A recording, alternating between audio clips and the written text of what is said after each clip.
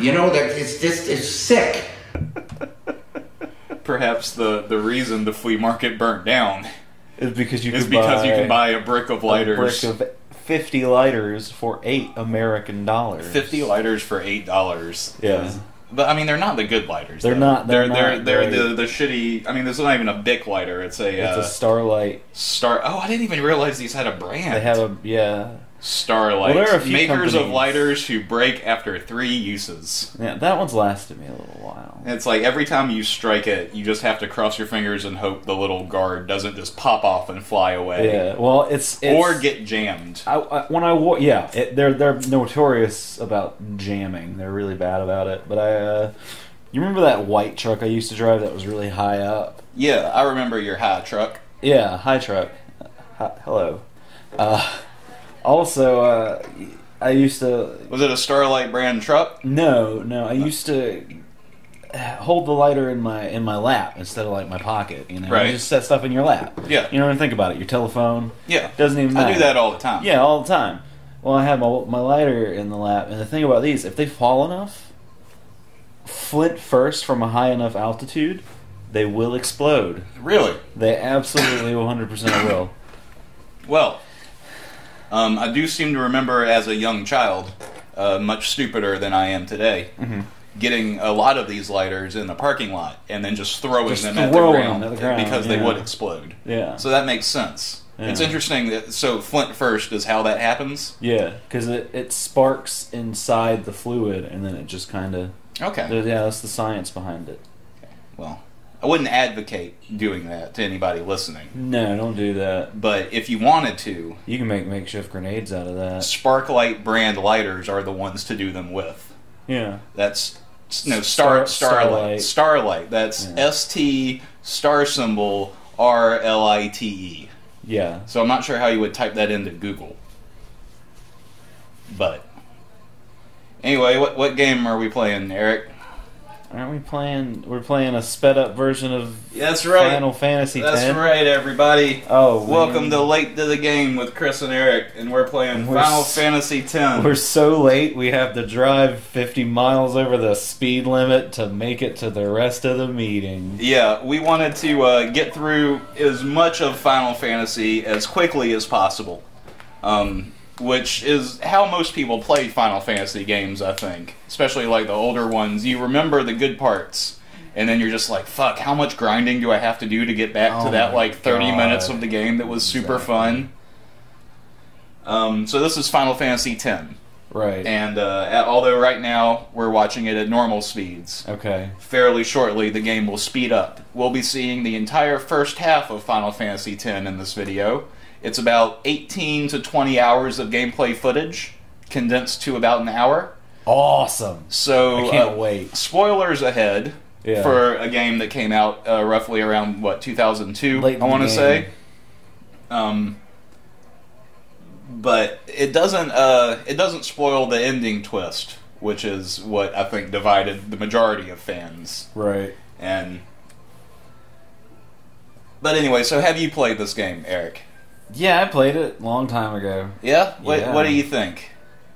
You said you haven't played many Final Fantasy games. What other ones besides this one have you played? I played some of 7, and some of 8, and some of 6.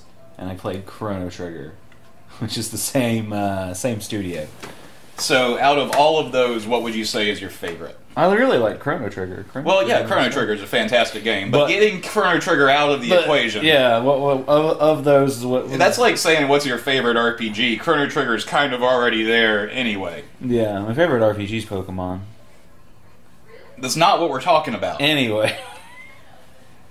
Turn-based. My favorite turn-based RPG is Pokemon. What is your favorite Final Fantasy game? I don't really have one. Which one of the ones that you played? I had the best time playing this one, probably. Good. Oh. That's what I wanted you to say. Splendid. Personally, I like Final Fantasy VI the best, but, it's okay to be wrong about stuff. You're right. Well, I mean, a lot of people are up Final Fantasy VII's ass. Well, people have been up Final Fantasy VII's ass since the moment they saw them kill Aerith. And I've never really understood why. because I personally, when I played Final Fantasy VII, I never used her in my party. Right. And so the only interactions I had with her were in like the game-specific designated cutscenes. Right. And the entire time, I'm just like, I don't care. I like Tifa. She's cool.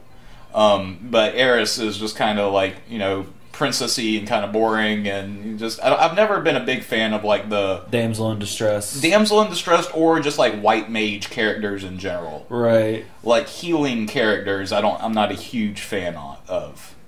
And you'll see in this game here. I mean, I don't know if you'll be able to tell because of how fast it goes, but Yuna in this game is your white mage character. Yeah. And but she's a summoner. Yeah, she is a summoner, but when she's not, I mean, you can only summon, you can't always summon. Right. And so when she's not a summoner, she does, like, cure and heal and haste and has all those spells. Yeah.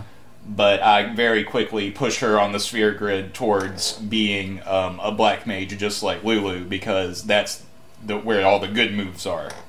And fortunately, we're playing this here is the HD remastered version of Final Fantasy X, so it looks a little bit better than it did on the PlayStation 2. Yeah. And it also, on the PlayStation 2, it was only about halfway through the game that the sphere grid would open up and have you be able to access literally everything at once. Yeah. And in the extended version, you can have the option to pick the advanced sphere grid from the beginning. And so by doing that, I'm able to like specify these characters into being things other than what they normally are. Which is basically just means that I give everybody black magic spells. Is kind of the gist of it. Okay. Because you need everybody to have that kind of shit. So how far do you remember getting in this game? Oh man, I remember getting to the end. I remember the big thing at the end about your dad and everything. Well, I mean, the thing with your dad being Sin is kind of like that's already pretty much done here. Oh, also there are periods of this where it just sits for a minute, and that's because I stood up to walk away or go to the bathroom or something during the recording session, and I never edited them out. Sure. So just power through that. Oh yeah, I'm powering through. Absolutely. I feel like everything's going to move fast enough to make up for that time. Sure, absolutely, like it's doing now. Yeah. Isn't this fun to watch, viewers? If you're prone to seizures, this might not be the best episode to join us on. I'm glad now I see why you told me to bring a sick bag. I said bring Final Fantasy facts and a sick bag. I brought a sick bag. So where are your Final Fantasy facts? I do know that Final Fantasy X was the only one to get a direct sequel in video game form. That's not true.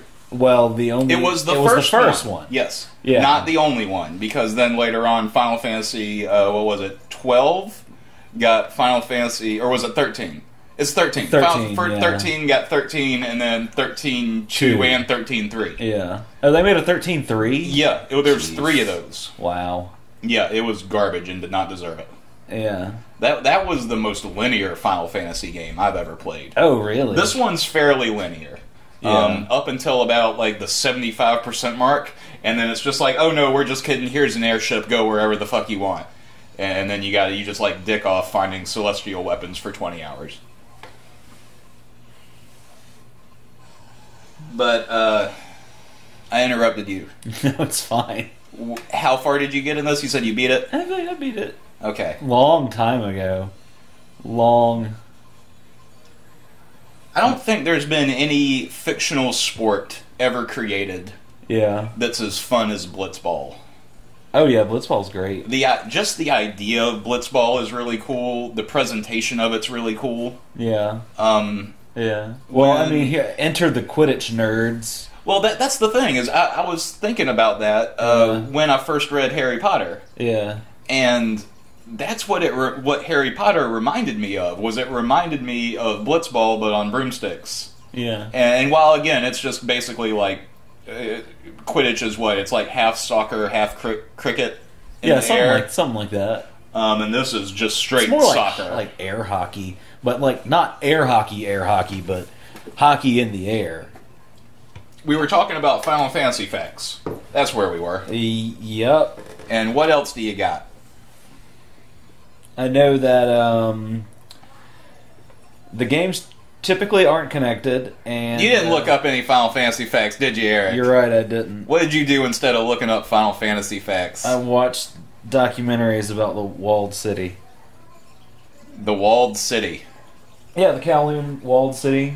What set up in Hong Kong. How many you say documentaries plural? Yeah, I watched like 3 or 4 of them in a row. Like hour-long documentaries? One was like 35 minutes. One was 25 minutes. And then what did you learn about what did you learn about the Kowloon walled city? The Kowloon walled city was it was a village essentially, and they just kept.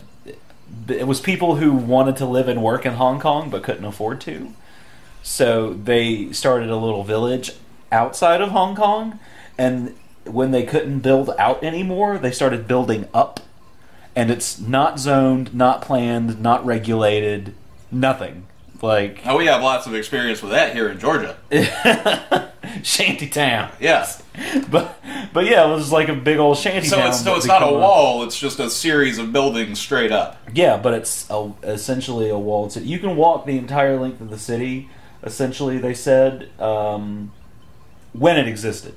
You could walk the entire length of the city without touching the ground because of how many layers and corridors are on top of each other. Interesting. Yeah, they tore it down in 1990. The British government did. Why? Well, mainly safety concerns. I think is what they said was the most prevalent thing. But like I said, it was just it was like a sovereign city. Like it didn't have is it British? Is it Chinese? No, it's just kind of Kowloon walled city. You know. It's and so who owns it now? Nobody. They tore it down. Well, what is it now? It's a park on the outskirts of Hong Kong now. So it's part of Hong Kong. They did a recreation of it for a theme park in Japan. I don't know if that's still around. I'd like to go see it though. I feel like Japan does a lot of strange recreations for theme parks. Yeah, but I mean that's cool shit. Yeah. I think that's neat. Well, there was a thing here and there's not now. Yeah. Such as history. Right. Multiple things used to be where we are right now and are no longer here. Yeah. This house wasn't built until, 1967, so there was something here before that. Something here, or yeah. just trees. Just trees, or maybe some tribes, or animals, or... And it's interesting that Britain would want to tear that down, being that they have, all kinds of old shit just hanging around their country, waiting to fall apart. Exactly. And I'm not just talking about the royal family. Heyo! Heyo! That was a good joke. Yep. Props to me. And to Meghan Markle. Okay. I mean, I guess. I don't give a shit. I understand. I don't understand why people care. I understand the rationale behind it. I'm guessing. Well, he watched the press kill his mom, right? There's that. Mm-hmm. So there's that. It's very understandable that he would kind of want to live his life away from that. And to distance himself from, Prince Andrew. Because he's caught up in that whole Epstein thing. That's the super old one, right? Yeah, Prince Andrew. Shouldn't he be like a king by now? I don't think so, but I really don't know how the monarchy works. I have to ask my mother-in-law. To be fair, I don't know if anybody really understands how the monarchy works. Not even the monarchy. I just don't understand why any of that shit matters. Yeah. And that's all. It shouldn't. We shouldn't even really be talking about it because we don't know. We fought a war over this, so we wouldn't have to. Exactly. This is shit. I don't have to memorize a whole bunch of fucking kings. Exactly. So let's look at the game here. Yeah. We've gone fairly far already. Absolutely, and in such a short period of time. In such a short amount of time. Wow. Isn't it amazing what you can get done if you really, set your mind to it? Isn't technology just incredible? And pretend like you're comprehending what's happening on screen? Yeah, it makes you feel smarter. Something funny about watching this at super high speeds is watching their battle animations, because you know how they do the little, the ready bounce? Yeah, where exactly. So they're just kind of doing the bump. Yeah, but it's super fast, so it's just kind of like... It's like everyone has a case of Michael J. Fox's. That's That's terrible. Oh, come on now. Well, more topical would be the Ozzy Osbourne. I know, that's why I didn't say that, because that would be rude. I was going to slowly segue into that in a way that, you know, people understand the Michael J. Fox joke. It's been around long enough to where you hear it and it doesn't, like, it's not instantly insulting. You're just like, oh yeah, well he probably makes fun of it too. If you really wanted to be... But what's weird about it is that Ozzy Osbourne is still alive in the first place, honestly. Yeah, honestly, I didn't think he'd make it this long. I mean, I've been watching the what was that show that they had on MTV, the real life show. Oh, it was just called The Osbournes. Yeah. I mean, you watch him on that, and that was fucking 20 years ago, and you just think, oh my god, this dude's gonna fall over and die any day now. Honestly, well, I mean, the motherfucker, he snorted a line of ants in the 80s to try to one up Motley Crue. That's a fun. What was the thing that Motley Crue did that he was trying to one-up that he decided on snorting ants? That's worth a Google, because I don't know, like, because they were all fucking around. It was the 80s, and they were on drugs, and there was a lot of coke involved, I imagine, and you know. Oh, here's what I mean about the bouncing fight animations. Yeah. Well, it's past now. Yeah. This is going to be a hard video to try and sync up where we've started and where we stopped. Oh, yeah, it's going to be impossible. Because as soon as I mention something, it's been over for 10 seconds. I don't know why you did this to yourself. Well, because I really enjoyed playing through this game again. Yeah. And you needed an excuse to do it. But also, I understand that Final Fantasy games are very, like, the constant... It's like watching a Pokemon game. Yeah. The constant... random battle encounters can become incredibly tedious. And even for when this game was released, people complained about like how often the random battles happen. Oh yeah, very often. But I enjoy it. Yeah, it's cathartic, but it's one of those things that's cathartic alone. And when someone else is watching you do it, it feels more boring. And also, when you come to like JRPGs and stuff, slightly embarrassing. So the solution is to speed it up. Of course. And let's just get it there, get it out of the way. This is a fantastic game. Most people hate this game. I don't understand why, but well, because it's kind of like 12, 13-year-old girly a little bit. But that's fine. It shouldn't be fucking JRPGs. It shouldn't be a detriment to the game's quality. Like the fact this is the game where you can switch between any character in your party at any time in battle. And so at any given moment, I can both level up people and also like utilize their skills if I need to. And not only that, but there's this, which we're on right now, which is the Sphere Grid. And this is the best level up system that was ever fucking invented. And there's never been a better one. And you can make anybody be anything. It just takes a little while. And it's incredibly organic. And this is a great game with a bajillion hidden stupid secrets. Organic, non-GMO level progression. Yeah, this probably isn't true what I'm about to say. This is a fair trade game. That's probably not true at all. There's a very little chance that that's true. But there was a time, and that time is called the era of the Sony PlayStation 2. Yeah. Where games were perfect. And they had problems, and they were slightly silly, and they were slightly still arcade-like. Yeah. But they weren't trying to be more than they were. Well, they were trying to be more than what they were. And they were just added to the silliness sometimes. It was always doing so in a unique and brand new way, as opposed to just like rehashing old ideas. It was a constant influx of like new ideas and new things to try. That's why I like what I was talking about earlier. What made Grand Theft Auto San Andreas so fucking fantastic. Yeah, is just the plethora of new things that they were just throwing at you, and it doesn't. You try it once, if you don't like it, it doesn't matter. But it's here. And they leaned too far into that and made it too serious later on. But stuff like this, where it's just like, you know, you can... There's a mini game in here where you just go around collecting butterflies. Or, hey, do you want Lulu's secret hidden weapon? Try dodging lightning 200 times in a row. And then the game just flicks you off with both hands and walks away smiling, you know? You remember that in the lightning fields where you have to dodge the lightning bolts? It's the worst thing in the world. Yeah. It's the absolute worst thing in the world. Great. I love the random, very pretty CG juxtaposed with the really bad animations. Oh, yeah. You know, where it's just like, holy shit, I've never seen anything so pretty. And then it's like, oh, yeah, video game. Okay. And PS2 was great for that also. It sure was. What was your favorite PS2 game? Oh, man, probably the first Devil May Cry. It's a perfect example of that. You know, that whole... Here's a great cinematic intro for an enemy, and then it still comes out, and then I'm not really sure what I'm trying to say. That's a great story, Eric. Hey, thanks. That's right, Chris. That's right, Eric. So I never played a lot of the Devil May Cry games, but I did enjoy them. I like that flashy Capcom-y fighting style. I think that's what I'm trying to get at. Yeah. Well, they have the style, the spectacle fighter thing. Yeah. Yeah. Oh yeah. Where you're just, it's kind of button mashing, but also if you're good at it, it's more like a fighting game where you learn combos and tricks and stuff. Oh yeah, style points. Gotta go for style points.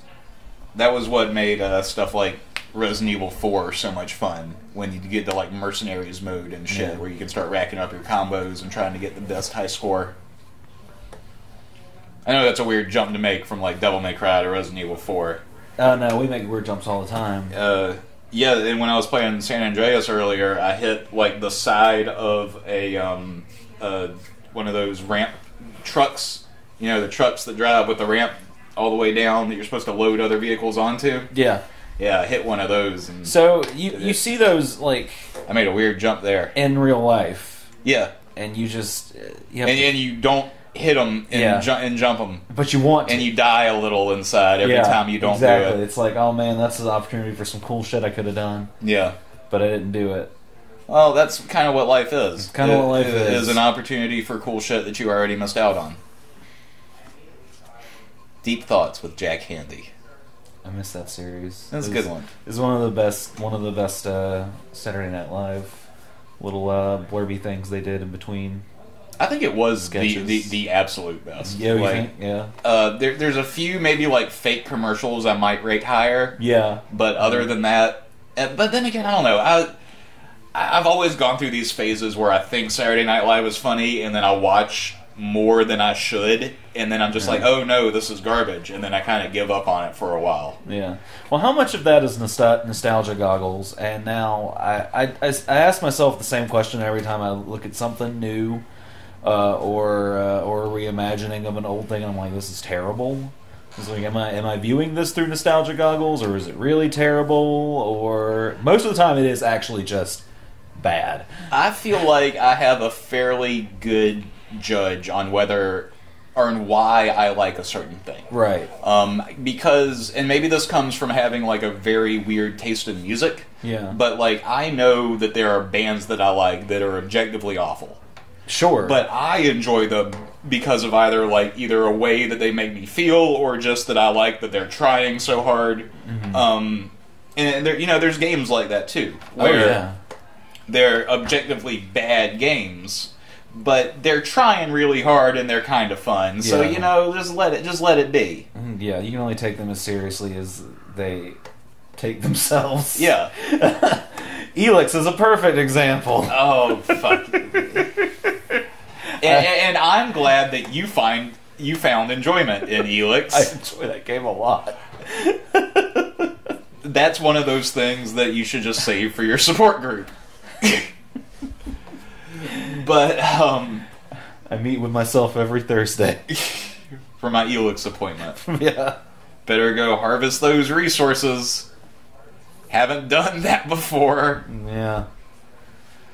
I'm so sick of crafting and harvesting resources. Absolutely. And all of those games where every time you gather any type of all of the random items just go to the same pool, where it's like you find a coffee cup and you find Assassin's Creed got really bad about this, where it tells you find all these cool things, but really it just gives you the money. But I think we've talked about that before, so yeah. So we've gone to normal time. Oh, we're back in. Let's we're look back at the game. in not fast forward. Yeah. So this was the I slowed this down here at this point for a specific reason, and that's because this scene I remember playing for the first time, and this is nostalgia. This entire part. Yeah. Okay. Sure. And I had cleaned my bedroom that day, and everything was new. Like I had just rearranged it new, and I had recently gotten a new mattress, and instead of getting rid of my old mattress, I just put my new mattress on top of my old mattress, so I had a super tall bed. Yeah, it's a tall bed. I had a really tall bed, and I was sitting... Solid strategy. I was sitting cross-legged on my super tall bed, and I watched that scene where Yuna did her dance to send away all of the souls to the far plane. And it is literally like... Especially then, and again, this is going back to like how sometimes there's really good graphics, sometimes there's really bad graphics. That entire scene is in super pretty, highest quality PlayStation 2 graphics. And I just remember sitting there watching it and being like, this is the most beautiful fucking thing I've ever seen in a video game. And it really was, like, not just graphics-wise, but like the subject matter that they were dealing with and everything that was going on. And that was where, like, I fell in love with the game for the first time. And that I had rented it from Video Warehouse. And that was probably... I had played it that entire night up until that point. I think I stopped about right after there. Because it was getting really late. But that's the moment that I, like, remember falling in love with this game. Shout out to Video Warehouse. Oh, they won't hear it. They're gone. They're gone.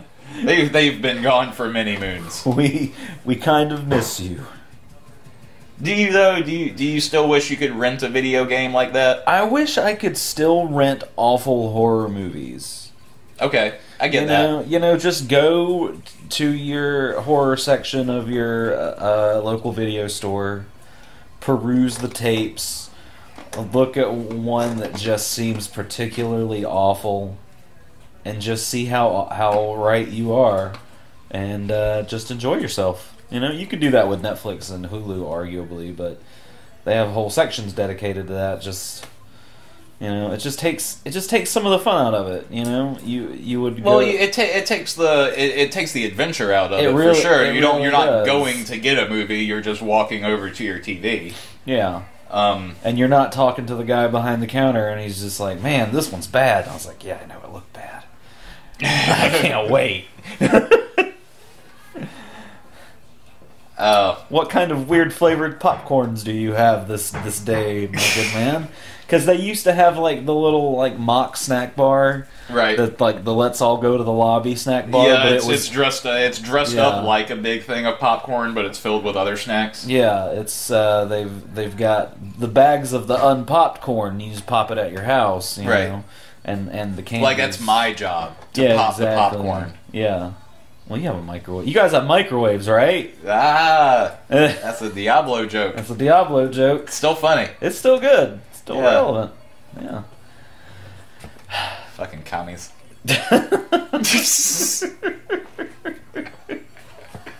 Anyway. Any fucking way.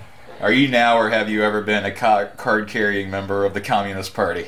I don't even know what a card is. So, let's talk about What Did Jack Do? Oh, the movie about the monkey murderer. Speaking of card-carrying members of the Communist Party. Alleged monkey murderer.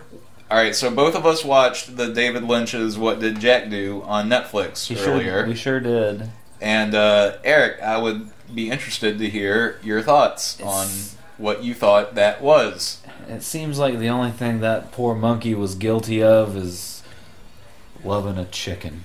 Loving the wrong damn chicken at the wrong damn time.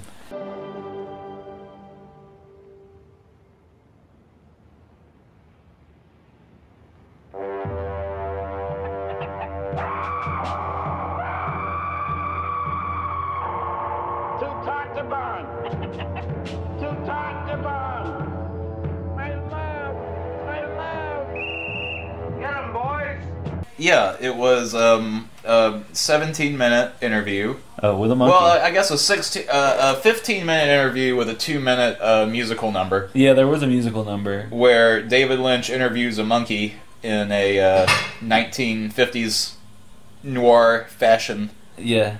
Yeah, they're in a diner that's attached to a train station. And it's one of those things where you're not really sure if every... I don't know if you got this impression. I got this impression where I wasn't sure if every time the camera cut, if that was a cut in time. Like, because it seemed like some of the answers to some of the questions lined up wrong. Right. And at times it just seemed like David Lynch was just... Or the monkey was just kind of giving generic things people say in noir films. Dialogue, you know, like they're just filling space with things cops would say here. In the monkey's mouth, he was talking, and what is credited as Jack Cruz. Jack Cruz as the monkey as himself. Yeah. I don't know if that's a real person. It's a really talented monkey. It really seemed like that was just David Lynch Lynch's doing mouth. another voice. Yeah, that's what I thought. Okay. It was, yeah. Which is even stranger. Well, it's a lot cheaper than hiring a professional acting monkey. Well, clearly there was a professional acting monkey on the set. Yeah, but not a professional acting monkey doing his own acting. I just picture the filming of this. Yeah. Like, what the fuck is happening? Where David Lynch is there, and he's hired these, from the credits, 7 people. You have to have a monkey handler. And what was the name of the monkey company? Oh, man. It was something ridiculous. Was it Perfect Primates? Perfect Primate, yeah, something like that. Pampered Primates? Pampered Primates. Yeah. And so the monkey company's there. The 7 of David Lynch's friends, I imagine, are there. Yeah. And he's sitting across from the monkey, and he's giving off all the shot reverse shot stuff seems to be from the same angle. Yeah. So he probably just sat there, stared into the camera, and rattled off all of those lines. And then they put the monkey in the other chair, and just made him move around. Sure. So that later they could line the face up right. And I would like to think that they didn't put some sort of like tape over the monkey's mouth so that they could green screen it later. I don't know how that works. No, they probably just painted it. They probably just like paint the monkey's mouth green. They paint or like an orange or something, and then the monkey just goes to town on it. Okay, I don't know. That's how I would do it. I mean, to me, it looked like the same technology that Conan O'Brien liked to use back in the 1990s and early 2000s to mimic like Arnold Schwarzenegger and other celebrities. He did the Emperor a lot, I think. The who? The Emperor from Bush. Star Wars. Oh. Yeah, Emperor Bush. I guess the Emperor would have been Dick Cheney. Yeah. George Bush would have just been like a stormtrooper. It would have been like Darth Vader. Like a slightly dumber. Give him that credit. A slightly more lovable Darth Maul. Yeah, I could see that. Yeah. Gets chopped in half and everything. Yeah, exactly. Comes back with spider legs. Oh, George Bush with spider legs. That makes for the weirdest Wild Wild West movie ever. That's the reboot. I love it. And it's Obama. Obama's Jim West. Obama is Jim West. Yeah. Versus George Bush. Exactly. But it's still everything else in the movie is entirely the same. And it still has all the same jokes. So exactly. George Bush is making all the racist jokes to Obama, and Obama's making all the crippled jokes to George Bush. I guess this joke works better if it's Gerald Ford, but I don't know if people remember. Is Gerald Ford still alive? I don't know. I think Gerald Ford's dead. Well, then it's funny again. Okay, sure. Yeah. Gerald Ford gets out of his trips out of his grave, and he was clumsy. Sure, yeah. That's the joke. Yeah. That is offensive to someone who's been dead for a while? No, I'm just trying to see where you're going with this. How's it? Oh, okay. He trips out of his grave and goes to see this awful movie. Yeah. He sits in the theater and I was like, oh, I should have been cast in this. Oh, man, yeah. I should have stayed dead. Yeah, he's eating popcorn and wondering why he had to buy it and pop it himself. Yeah, it's like you think don't you get like a card or something?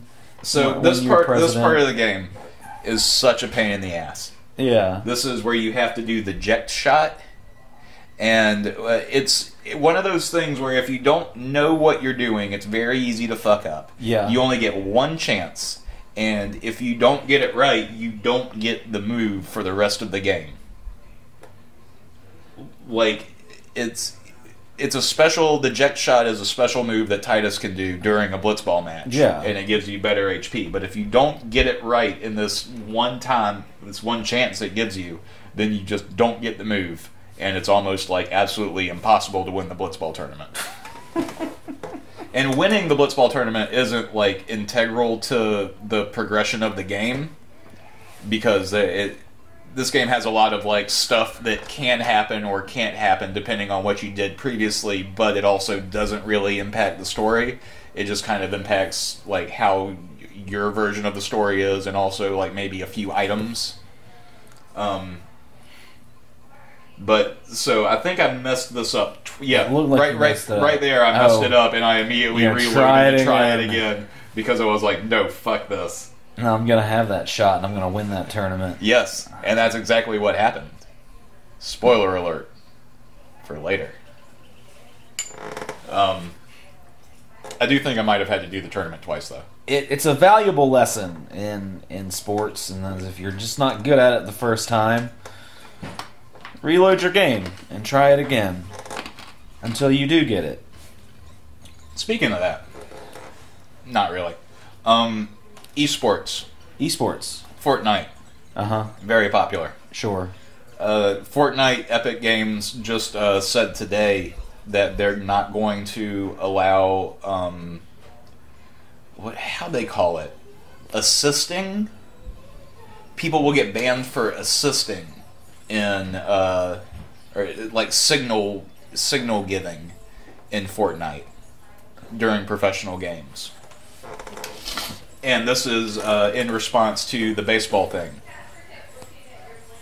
What baseball thing? The Houston Astros, I want to say, got caught cheating because what they were doing was using a video camera, the far video camera on the other end of the stadium. Someone got a live feed of that to their phone and zoomed in to the catcher's hands and see what pitch it was going to be. Yes. Oh, okay. And then was translating that via Morse code, not Morse code, but via banging on a trash can lid, so that the person at bat knew what was coming. Oh. And so they got caught. And in response to that now, like that's a kind of like that's what people in sports are talking about is the big, signal cheating. Yeah.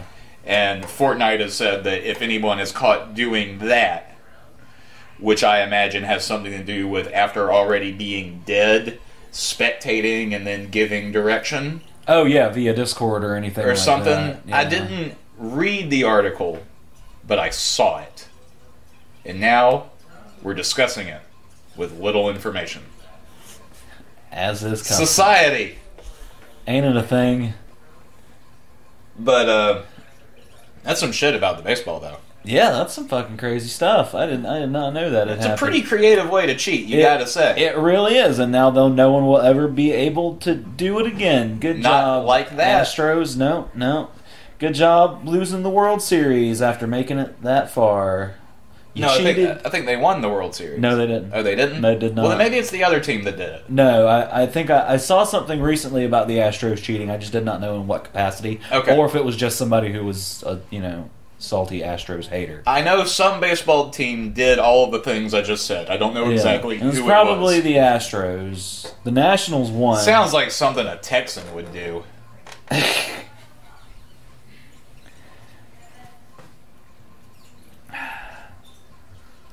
Well, that'll be interesting for when baseball season starts soon enough. Well, good. Something should finally be. Yeah. I've never been that into watching baseball. Going to actual baseball games is fun. Yeah, going to a baseball game's fun. But watching it on TV... Go Bananas! The Savannah Bananas. Savannah Bananas. Yeah. Yeah, go Bananas. Our baseball team are a bunch of clowns. And whatever. Yeah, it's like the Harlem Globetrotters. There's something to be proud of. They're exactly like the Harlem Globetrotters. Yeah, the Harlem Globetrotters of AAA baseball in the South. You call that AAA baseball? Is it AAA or quadruple A or? I don't think there's a quadruple. How many A's is it? How many A's is the Savannah Banana team? So this is a point halfway through the game where you have to stop and then go fight some stuff. Sure. And rescue Yuna because she's once again been kidnapped. Sure. She gets kidnapped by the Albed, who we later find out she's half is. Yeah, right. She half is. She is half Albed. She is half Albed. Yeah. Which is very obvious if you look at her eyeballs from the very beginning of the game. Yeah. Because she has the one blue eye and one green eye. Albed eyeballs. She has the David Bowie eye going on. The Marcus eye. Marcus? Oh, from Detroit. He's got the... Because you have that one part in Detroit Becoming Human where you have Detroit Becoming Human. Yeah. I thought you just had a friend named Marcus from Detroit. That's my friend named Marcus. My friend named Marcus. You know, he woke up, he was dead in a junkyard, and he had to pull some guys out and put it in his skull. That's why he's got two different colored eyes. Yeah, so let's give some context here. You've been playing Detroit Become Human. Yeah. Because you like very tediously pressing buttons and walking slowly. I like a good story, and the story. You just like stories about robots. You don't like a good story. Yeah, I like good stories about robots, and this one's okay. And I like branching divergent paths and considering other timelines and stuff. It's kind of my jam, you know. Just go back and replay certain. You can go back and replay any section you want and see how it would have turned out differently. But arguably, you can do that in any game to save points. So.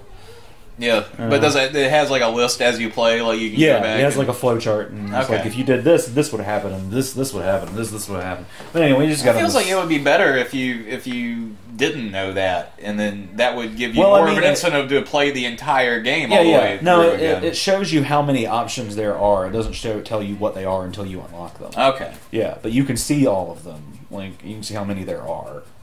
You know, there's all question marks. How far into? I gotta be close to the end because a lot of those situations are coming to a head, and there's a few of them that I wanna play again just to see how things could have gone. But then I'll probably end up doing 2 or 3 playthroughs of it just because of that same reason. I find that with those types of games, I like to wait a while. Yeah. So that I've kind of forgotten. I don't like I guess maybe just because I don't have as much time anymore, so it's hard to like finish a game and then immediately go back to start playing the same game again when there's so many other games that I need to be playing for like work and stuff. It's hard to, you can't schedule the amount of free time it gets, you know, like my GTA San Andreas for fun is starting to eat into my G.I. Joe Rise of Cobra or whatever that I'm supposed to be working on right now. Oh, yeah. So, yeah. Yeah, G.I. Joe came out with a mobile game. Oh, awesome. Yes. Wait. What G.I. Joe? What do you mean? What? Like, is it... The American one. No, I mean... The real American hero. The real American hero. G.I. Joe. No, I mean, because G.I. Joe, they have 2 sets of movies, and they have, like, a bajillion animated series that are all different. They're all different? Yeah, they've got the original G.I. Joe from the 80s. They've got G.I. Joe Sigma 6, G.I. Joe.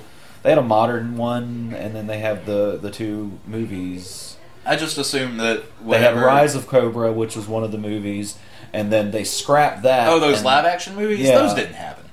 Yeah, and then the other one. I don't think anybody remembers the G.I. Joe live action. With Dwayne "The Rock" Johnson in it, and that was when they tried to rebrand it. So which G.I. Joe are we talking here? Well, clearly, I don't know. Okay. I just, when I hear G.I. Joe, yeah. I hear the theme song in the back of my head, and then I think it's a Don't Do Drugs advertisement. Yeah, PSA. Yeah. And that's about it. And then Mortal Kombat Defenders of the Realm starts playing. The cartoon? Yeah. Oh, remember awesome. the cartoon that they made for children? Yes, yes. About Mortal Kombat? I do. It was not quite right. I remember the little G.I. Joe, like, figures of the Mortal Kombat characters. I liked those. Those were cool. I never had any Mortal Kombat figures. The only Mortal Kombat paraphernalia I ever owned was I had a dragon medallion Okay. of the logo, and I really liked that. Yeah. That was cool. You know the old toys where it's like the torso's a hunk of plastic and the legs are a hunk of plastic and they're held together by a black rubber band in the middle? Yes. Yeah, that's what they were. Okay. Yeah, I remember Mortal those. Kombat figures. The only other toys, I used to have a lot of Batman toys. And Oh, yeah. I had a lot of the ones where like you press a toys. button and it shoots out a little thing or whatever. Yeah. And then I had the Power Rangers where they had flippy heads. And I had the flippy head Power Rangers. One too. head was the normal Power Ranger, and then you flip it over and he's And it got was the their helmet human on. head, and yeah, they had their human head and their helmeted head. Yeah. Yeah, those were cool. Yeah. Yeah, Power Rangers. and they all had the same body, like even the girls. Yes, it was all the exact same Yeah, model. and they all had just like the big blocky barrel chested because they had to fit the head in there. I get it, but at the same time, His it's like, wide ass shoulders. yeah, it's like Kimberly's built like a fucking linebacker. I think I only ever had the green one and the red one for those. I didn't Yeah. have all of them. So I wasn't aware of how misproportionate the women were. Oh, they were. I only had the girls. Nice. Yeah, nice. Nice. Yeah, they were like big, broad-shouldered Amish gals who's pulling plows all day.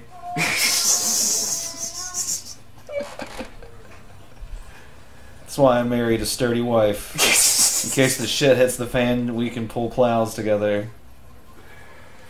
Well, I would hope that you've been pulling plows with her the whole time. Otherwise, it doesn't sound like a very fun wife. Hey, plowing. Yeah. Yeah, there you go. Sowing your seed. Yep, Still that's right. Anyway, Blitzball. Hoeing the garden. Oh yeah, Blitzball. Still playing Blitzball. Man, alright, so I don't know who did the Blitzball theme. It might have been Ministry, or like somebody from Ministry was involved, but the Blitzball theme song, you know? Yeah. Awesome. Most of the music in this game is It's pretty awesome. really good. Yeah. And I think we just are about to win here. Oh, because you went back and got your Ject shot. Yeah. Yeah. Well, the thing is, The too, New York Jects. you can only use Titus up until a certain point, and then he swims off the field and goes to bring Waka in because it's Waka's, like, it's his last hurrah. So you Yeah. have to do good as Titus, but then you have to come in and do good as Waka, which is really hard because they made this ridiculously hard to win. This is you're supposed to lose match, Yeah. but you can win it if you're good enough at Blitzball, and that's what I did here. And then, oh my God, we get attacked in the middle of the tournament, or after we won. Man, that's a hell of a retirement match for Waka. Waka, voiced by Bender. Oh, is he really? Yeah, it's John John DiMaggio. DiMaggio. Yeah. Wow. Which is something that I forget every single time until I start playing, and then immediately when you hear his voice, you're just like, oh shit, yeah, okay. Yeah. Oh, when I was a kid, I thought Arn was so cool. Arn is cool. Arn is so cool. He's got that arm in a sling, Yeah. but then when he needs it, he holds his giant sword. He's got those sunglasses on. Ah, his sunglasses and the collar that covered his mouth. I used to think that Anima Summon was super creepy. Oh, yeah. Like when it does the pain thing and its eyeball snaps and it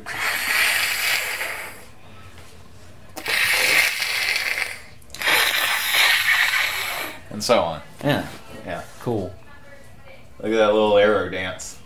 That's Dancing Arrow. Yep. Yeah. It's hot. This must have been one of those times I had to get up to go pee. Yeah. Speaking of having to go pee. Yeah, I know. Yeah. Well, We're already paused. We should pause on the pause. oh God. Pause on the How pause. would I lie? How would you- Oh, yeah, no, we're past. No, past the point of no return. Yep. All right. Gotta suffer there. Oh no, we're about to get to the best part of the game. This is the best part. Oh, is it the... I think it is. Okay.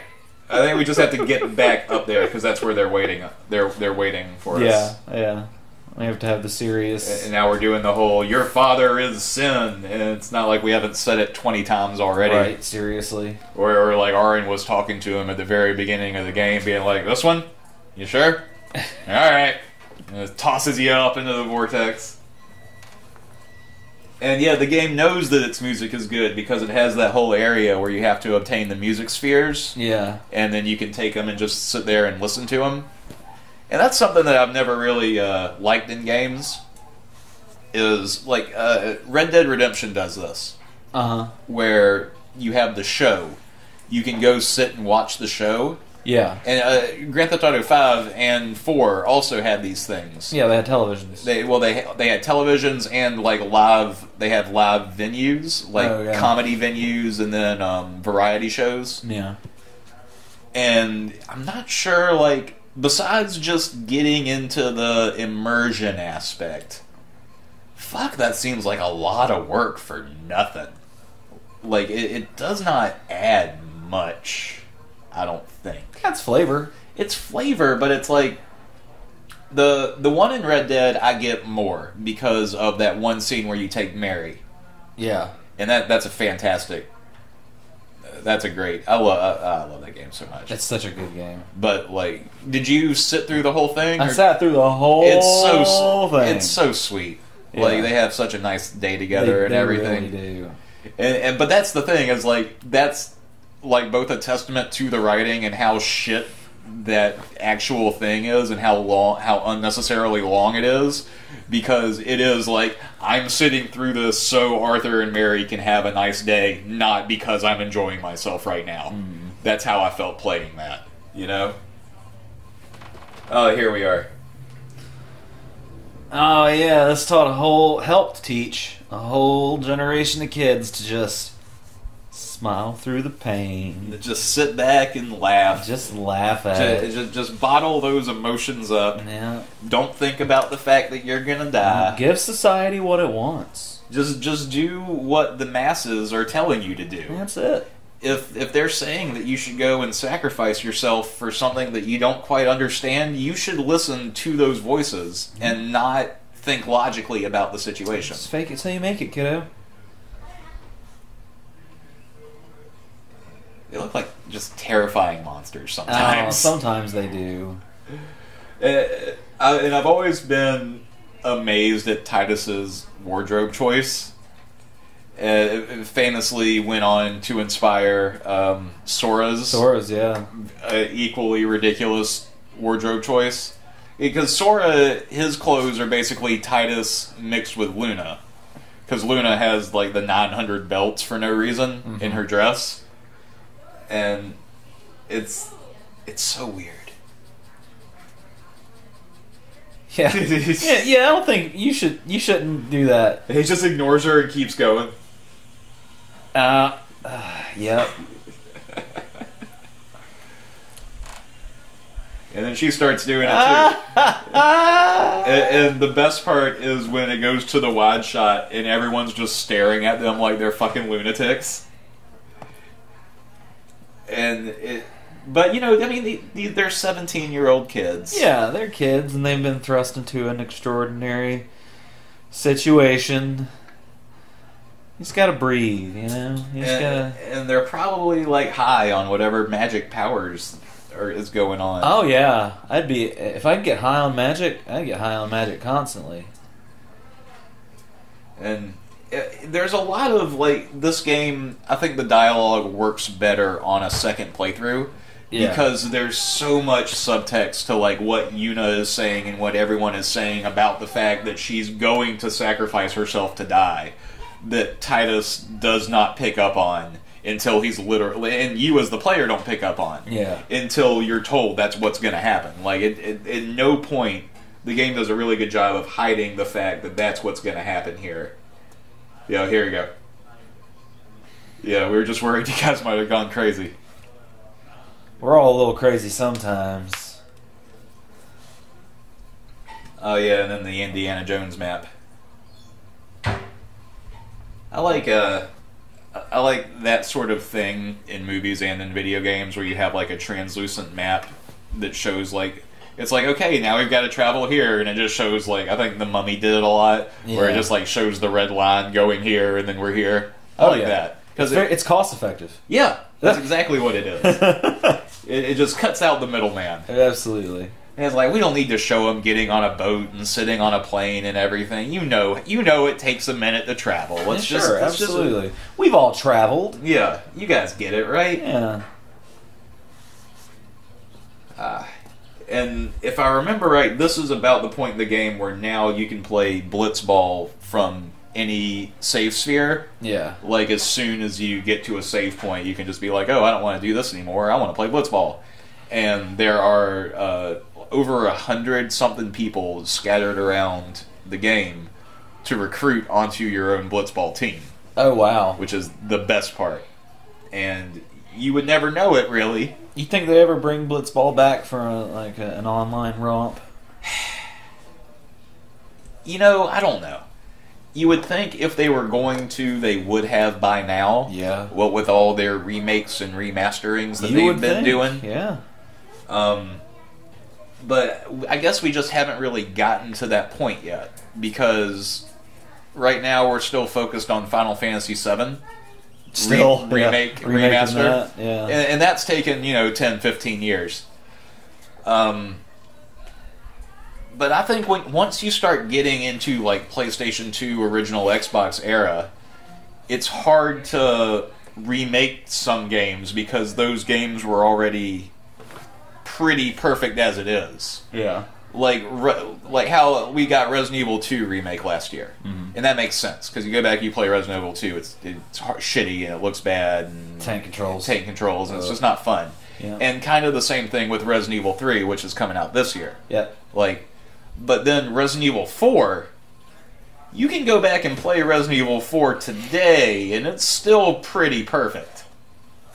And I wouldn't want them to change that control scheme, because that over-the-shoulder, you have to stop the shoot thing is one of the things that made that game, that was where the tension came from, was not being able to see everywhere all at once, but then also, having a full control over looking where you wanted to look. So I think, these newer games, if they are going to get remastered, they either need to add something completely new to it, or they're just going to have to wait longer until it's more of a thing, until things change more. Yeah. Because, this is an HD remake. It came out something like 10 years after the original game came out. Yeah. But it still is basically the same game. It's not like the Final Fantasy thing where they're remaking the entire thing from scratch. No, of course not. I guess it is like the Final Fantasy thing. It is a Final Fantasy thing, but it's not like the Final Fantasy VII thing. The Final Fantasy VII thing, yeah. Just remaking one aspect of it, making a Rocket League type thing, but just call it Blitzball the game. It's just Blitzball, Well, you could do, honestly, I mean, they've done Quidditch. Choking on an ice cube. What you could do is you could do Final Fantasy Sports. Final Fantasy Sports, okay. Chocobo racing, Blitzball, all that weird arcade shit from 6. Yeah.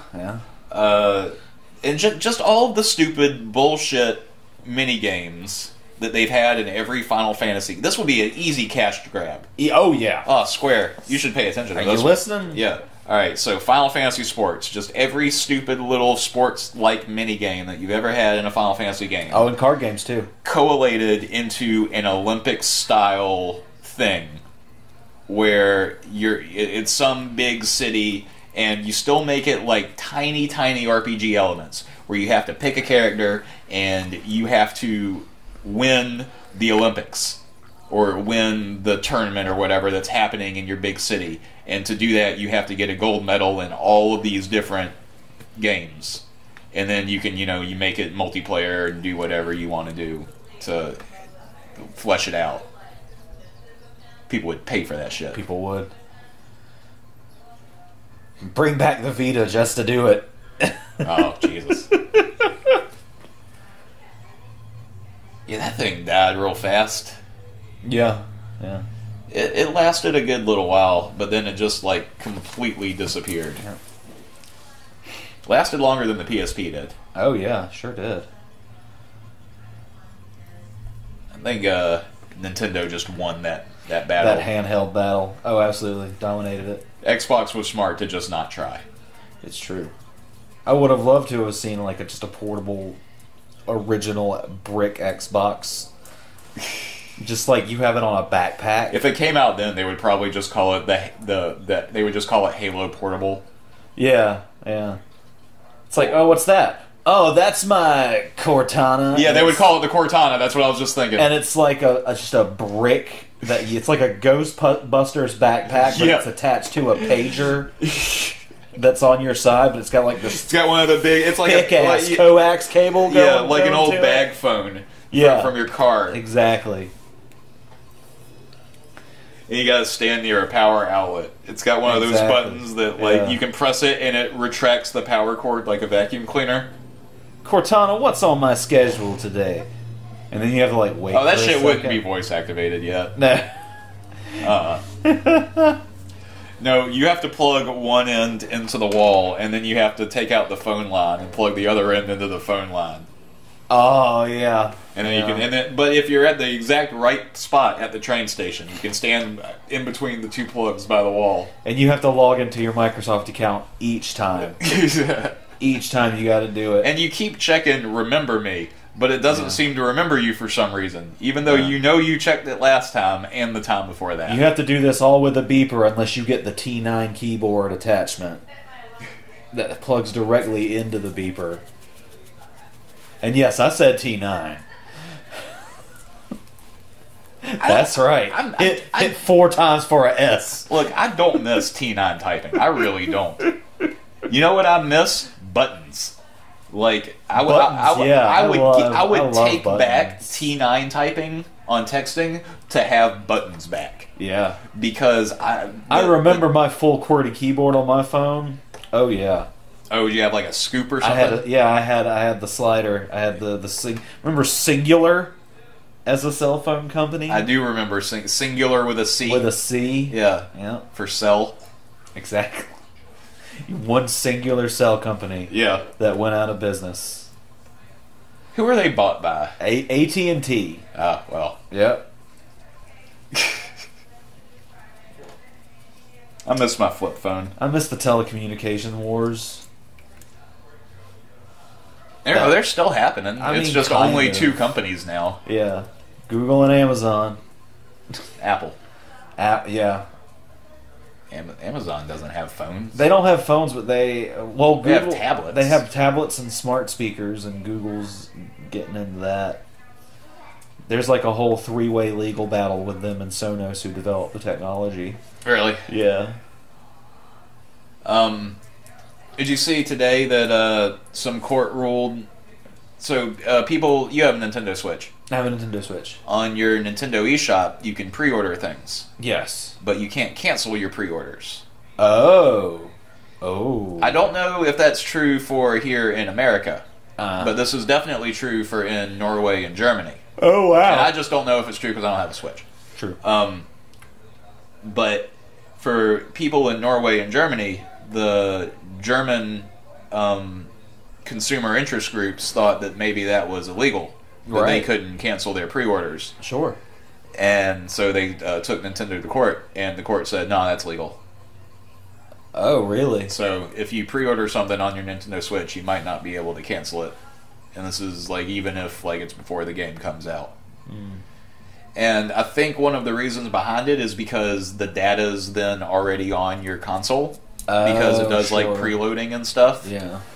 And so you technically already own a part of it, even though you're unable to access it. I feel like you should be able to file an appeal directly with Nintendo if you really want your money back. Well, because Nintendo's the kind of company, I've dealt with Nintendo's customer service before. They're very accommodating. Okay. So if it's something that's beyond their control at that point, I'm sure you can call them or email them, and they will be willing to give you a refund. If that's not already set up in place to be automatically an option in your e-store, I'm sure that you could call back. Like if you really, really wanted your money back, you could. Well, I don't know. Maybe. But considering they just won a court case that says they don't have to. Right. Maybe not. Well, maybe not, but I don't. I really of all the underhanded, nefarious gaming companies that are out there, really don't put Nintendo up there on that list. At least not yet. I would just say that it's important to watch everybody. Oh, absolutely. And, Nintendo's no insert other game company here. But they're not, Yeah, pick one. Yeah, just pick one of the 5 that I can think of off the top of my head. But they're also not angels either. No, of course not. Well, I mean, to be successful in a market like video games, it's ever changing. I mean, you kind of have to be a little bit cutthroat, but not alienate your customer base with underhanded, shitty tactics. Speaking of alienating your customer base with underhanded, shitty tactics, earlier we mentioned that I asked you to bring a sick bag while you watched this video. I did. So tell the audience about your sick bag. My sick bag, it is a West-Tech canvas bag. Oh, that looks like a real canvas bag. This is a real canvas bag, and inside of it... It's a shame you wouldn't want to throw up inside of a real canvas bag. You wouldn't want to throw up inside of this nice bag, so I have a bag for my sick bag, which is the original nylon. Oh, that's the first bag they sent you. The first Fallout 76 bag. Oh, that definitely looks like one they wanted you to throw up in. This is a barf bag. Yeah. This is high quality. This will at least hold in your barf. Yeah. And then the canvas bag will hold in the smell. You get it on 2 fronts. It's really good. I'm holding on to this bag. I actually think that the shitty farce bag... Yeah? Not the shitty farts bag. No, the shitty farts bag is something else. That's something else. That's the one another that we keep. Product that Todd Howard's going to roll out this fall. Yeah, you can play Skyrim on the shitty farts bag. You sure can. Anyway... The shitty farce bag, I feel, because of time of how memey it is, like how much of a meme it became. Meme. It will probably because of how much of a meme it is, it'll probably be worth a little bit of money. You think? Maybe. I'm gonna hang on to it. Like, those old Happy Meal toys that had like the lead in them and some shit, or some kid choked on them and they fucking discontinued them. You could buy those for a pretty penny. You want to? Hold on. You want to buy a Happy Meal toy that some kid choked on? No. Is that what you said? No, it was like a specific. It was a type of toy. And was it a Hamburglar? I can't remember. Was it a fake Cheerio? That's an episode of The Simpsons. Was it a train set? It wasn't a. I keep guessing. I'm sure we'll get it. Was it a Lilo and Stitch toy? I don't know. It might have been, but anyway. Was it a small figurine from Disney's Hercules? The point of the story is that the toy was dangerous. This particular type of toy, some kids had died with. Because it was the lead toy. Because, I don't know, it had a small part, or it was made of something that wasn't supposed to be made of. But anyway. Enriched uranium. Yeah, cobalt. It was turning our kids some kind of weird number of legs. Yeah.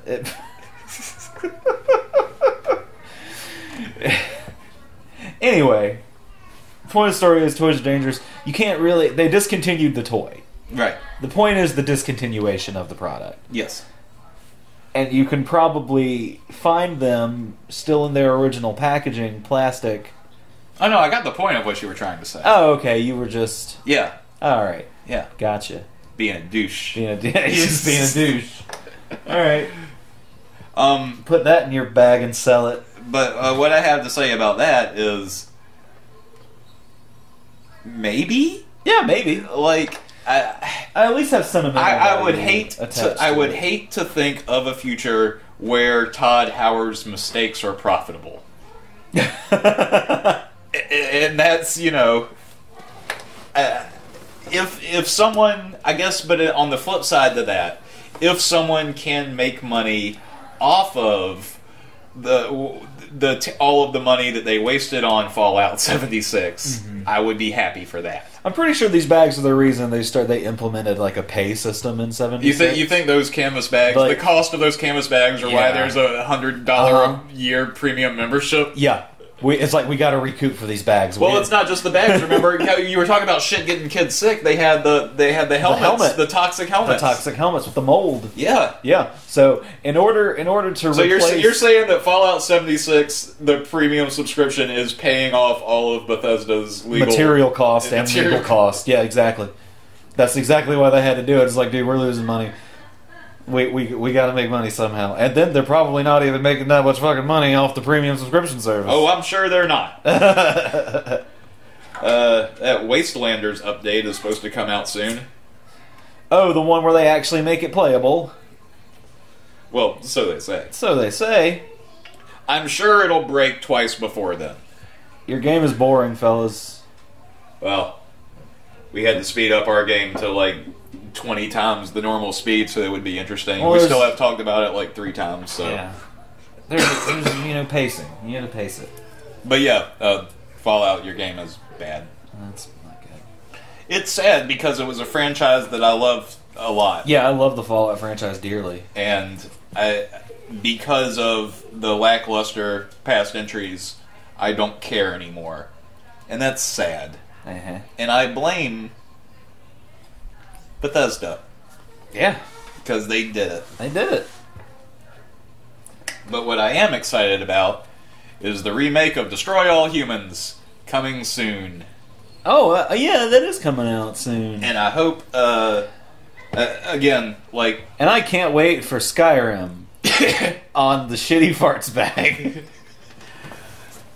See, that's a weird thing, because the Destroy All Humans remake is something that kind of goes against everything that I already said earlier today, which is, it is a remake of a PlayStation 2 game, which I consider to be generally perfect already. Yeah. The only problem is that it's kind of hard to find nowadays. And yeah. I would prefer like a straight up new sequel as opposed to like a remake. Right. But Pandemic, the studio that created it, doesn't exist anymore. Mm-hmm. And THQ Nordic is the ones that own the rights to it. And they've been doing okay. There's a few things they've done that I don't like, but there's a few things they've done that have been really, really good. Elix is one of those that I don't like, yes. But they also did like Spyro and stuff, so... Yeah. You know, Spyro was really, really fun. And if we can keep up that energy with a Destroy All Humans game, and you can still get your your spacecraft and like fly around and shoot people and mind control them, and you know. Oh, I'm sure I'll have all that stuff. You shoot the cows with the alien anal probe, and they make some poop. Yeah. Good video game. Good clean fun. Fun, yeah. And that's what I talk about when I talk about PS2 fun. It's that. Yeah. It's shooting a cow until it poops. You can't beat that in a game. You can't. Oh, and this is the after effects of the war battle here. Yeah. Well, fortunately, I'm fairly certain that this is about the end of the video. That is fortunate. Because I have to pee so bad. I gotta hold in my... Why do we hold in our pee for these things? Oh, because it's professional. We should work that into the title. Hold in your pee. Yeah, hold in your pee. I don't like that for a title. And we should encourage our audience to do the same. See, that's one thing that we should do. We should have a little contest. I don't know how we'd... Well, we'd rate it. By the time this season ends, I don't know how many episodes we're willing to take this boat, but you know, by the time the season ends, that's how metaphors work. Marathon it, and if you can do it without peeing, we'll send us your bladder. Yeah, like send us some documented proof, I guess. How? I don't know. Chris, I'm making this up as I go along, and if you... This is a better idea. I've got a better idea. We'll play something with you online. I don't want to do that. Yeah, or not. I got a better idea. We'll send you a t-shirt. No, we send them our pee. Okay, I'm listening. For every pee that they don't take. We'll pee. We'll pee. That's infinite jars of pee. Yeah. Are you planning on stopping anytime soon? I mean, the way it feels, I'm probably not going to stop pissing until tomorrow. I hate when you like pass that point of having to pee so bad that when you do actually pee, you have to like hold back the force of your pee. Because it's really otherwise forceful. it'll hurt. It'll hurt. Yeah. You should. A human shouldn't be programmed that way. Well, we to pee are. so hard that it hurts yourself. You know? Yeah. The fuck, God. Where were you at on this? It's fucking 2020. I should have a piss collecting robot. And what would it do with it? Collect my piss. For what? For what purpose? Repurpose it. You know, just filter all the toxins out and produce some cool, clear water. Yeah, you know that's like toilet pipes in a filtration plant, right? Yeah, but this is a robot. Some of those are robots. Yeah, but this is my robot. Oh, you want to be in constant possession of your pee turned water. Yeah, why not? You think that just because it came from you, you own it. Wait. So you are a card-carrying member of the Communist Party. I can... No, because it's mine. Communism implies You're right. No ownership of property. You're right. All right, so we'll flip it. Give me your pee. Your pee belongs to everybody. You're so fucking greedy, you think your pee just belongs to you just because it comes for you? Now we're back where we need to be. You can have my piss. Thank you. You're welcome. I'm so thirsty. You can have this piss to make more piss, so we can give more piss to the masses. Oh, who's that guy? Who's the survival guy that drinks his own pee? Oh, Bear Grylls. Bear Grylls, yeah, he's jerking off somewhere right now listening to this conversation. It's like, oh yeah, finally somebody else gets it. I'm surprised if Bear Grylls, like, if I were Bear Grylls, I would release a pale yellow energy drink and call it Bear Grylls Piss. It's not really your piss, because the FDA would just have a fucking field day. Well, but yeah, just P155 or something. P155, yeah. Yeah, and it's, you know, vitamins. It's the piss robot's name. Oh, yeah. It's P155, Pissbot. From our Fallout campaign. From our Fallout game. Back when we liked Fallout. Yeah, I remember. See what you did? See what you did, Bethesda? You killed Dungeons and Dragons. And it's advanced.